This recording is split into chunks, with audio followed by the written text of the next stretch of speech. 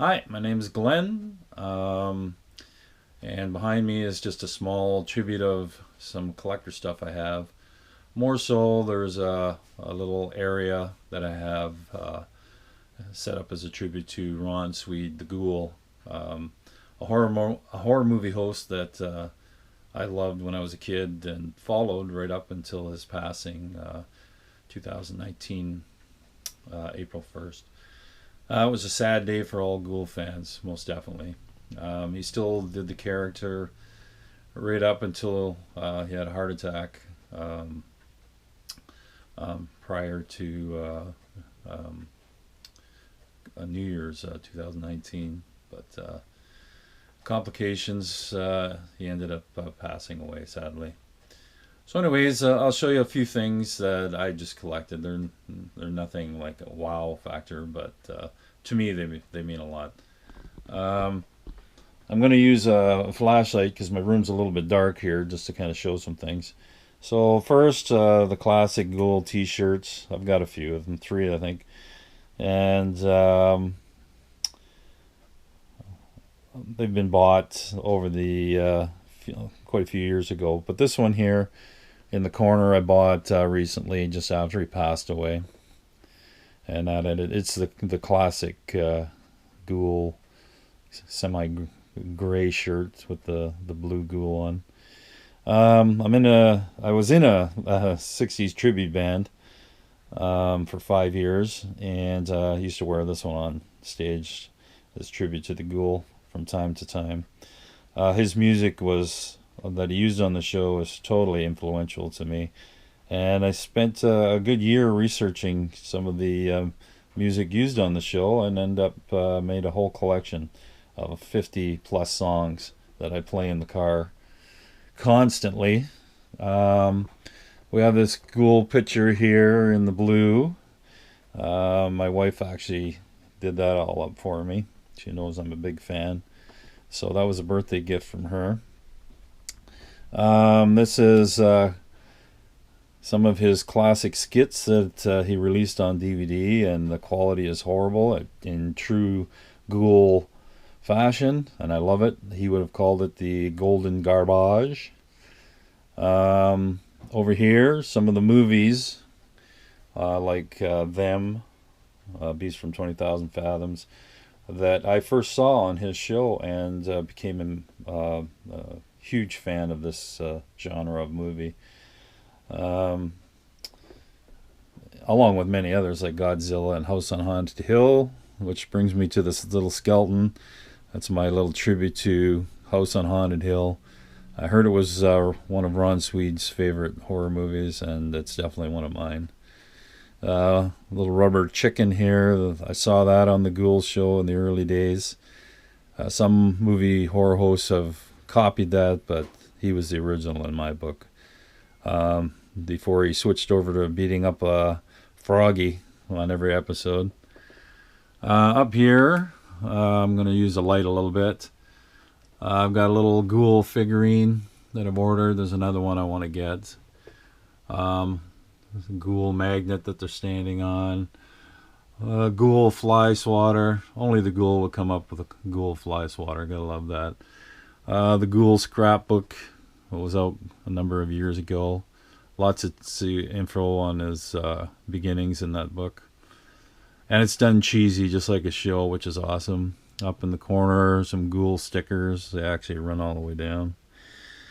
In the main corner is Froggy. So this is an actual Froggy that was made, I think, in the 1940s, and he used the same one on his show.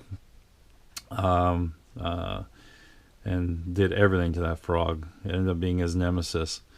Um, and I ended up buying one on eBay. They are not cheap at all. The Ghoul stopped using them probably because they cost so much to buy. Now I see them online because the Ghoul passed away. A lot of the stuff goes up in value.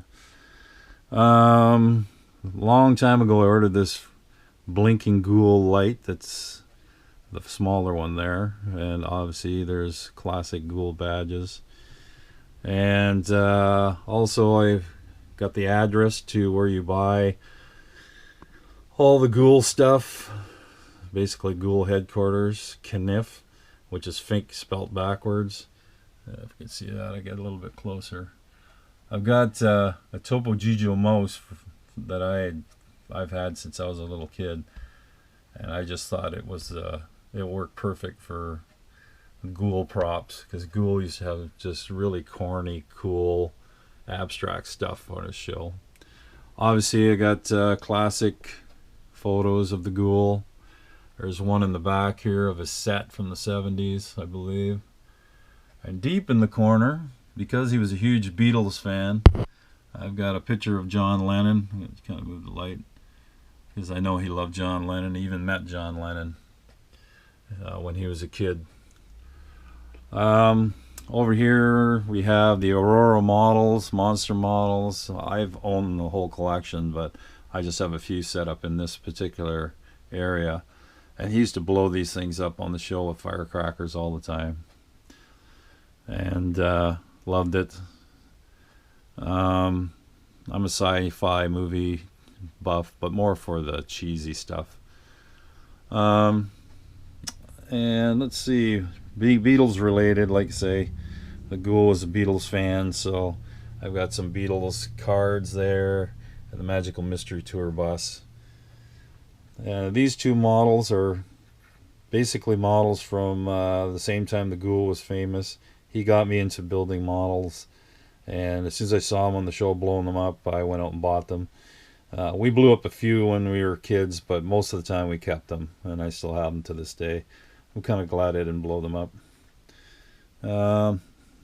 Over here, got a ray gun. I thought was just a kind of a related thing to Forbidden Planet that the Ghoul show had on, and that's the first time I ever saw that movie and became a fan of that movie. So it's like my own little tribute to that movie and the Ghoul. Lots of posters, little miniature posters in behind. There's a more modern Ghoul picture in the back. It's hard to see. Like I say, I got horrible lighting in here. And I first saw the Ghoul back on Channel 50. There's a poster in the back. Saturday nights, 1972 to 75, up here in Ontario, Canada. I know he went from 1971 until April 1st, 2019, but up in Canada, we were 1 year late. But we still got to see him. In later years, in the 80s and 90s and early part of 2000 on the WB 55, we got a lot of that on the old C-band 10-foot satellite dishes. So that was cool. For us up here, at least we could still get them. And then after that, online. My wife bought this pink flamingo. Now, the pink flamingo was a huge part of the Ghoul show. He used to wear one on a hard hat, a black hard hat in the 70s, with the word Parma or AMRAP on it, depending on what prop he had on his head at the time. So my wife picked me up this goofy metal pink flamingo, and I just thought it went great with the two figurines here, or the bunch of figurines. This frog I found in a garage sale, and I thought it was appropriate. It kind of matches the old Ghoul a little bit, Ghoul Nemesis from the old days. Kind of the same height. I mean, I could have ordered the figurine, but I thought that had character. And like I say, up in the top, I've got everything horror movie related that the Ghoul exposed me to back in the day. And definitely loved it. So anyways, that's my small, tiny tribute to Ron Sweed, the Ghoul. I know it was probably super tough on the staff after he passed away, even to keep up with orders, and I'm sure all the fans appreciate the work that you guys have done to get everybody their Ghoul trinkets in such a chaotic and sad time. Anyways, rest in peace, Ron Sweed, the Ghoul, the best horror movie host ever, in my opinion. he took it a totally different way, even beyond what Goulardi did. And there was that show and the Ghoul were a huge part of my childhood and my friends' childhood. We were loyal to that show when it was on up here in Ontario, Canada. And I'm going to miss all that stuff. YouTube is great. You get to see some of the old shows. People keep posting stuff, and it's been awesome. And some of the old crews from the different time frames of the Ghoul, from 70s and up, have been being interviewed, and there's some video popping up, and some of the artwork used on the show has been popping up online and stuff. So all that's great. But definitely going to miss the Ghoul. I got to write on and off to him via email over the years. True classic, and definitely going to miss him. Thanks for watching, folks.